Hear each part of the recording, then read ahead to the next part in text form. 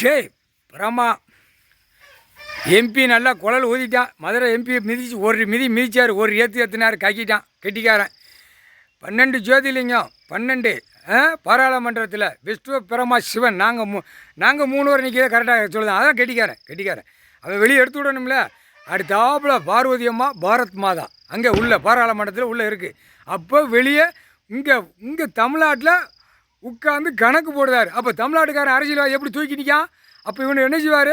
அந்த நேரம் பாடுறா, என்ன செய்தாரும் பாடுறா. வானரை போட உள்ளே வந்தவொடனே இப்போ ஒரு மதுரைக்கு இங்கிட்டு கவர்மெண்ட் லாயர் பூரா திரிக்கான்.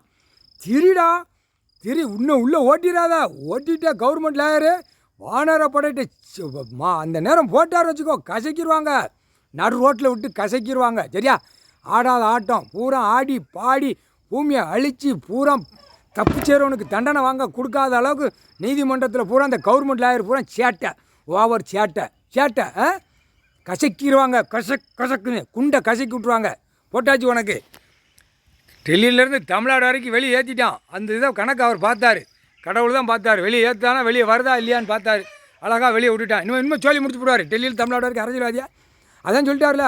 அரசியல்வாதி பலாயிரம் கோடி எல்லாம் கோடிக்கணக்கான வச்சு பேப்பரை இடம் வாங்கி போட்டிருக்கான் வெளிநாடு பூரா. அதான் பொண்டாட்டி மாதிரில பிள்ளை மாதிரி பேர மாதிரி விமானத்தில் போய் வித்தோட்டமாக முண்டமாக உட்கார வச்சு சுற்றி நக்கடா கொண்டார ஒளிமான நக்கடா தாயோலி பிரிக்கி எடுத்து போடாரு. முக்கால் சத்தியம்டா. தமிழ் வார்த்தை, தமிழ் பண்பாடு, தமிழ் வார்த்தையில் கொடுத்தாச்சுடா உங்களுக்கு. முக்கால் சத்தியம்டா.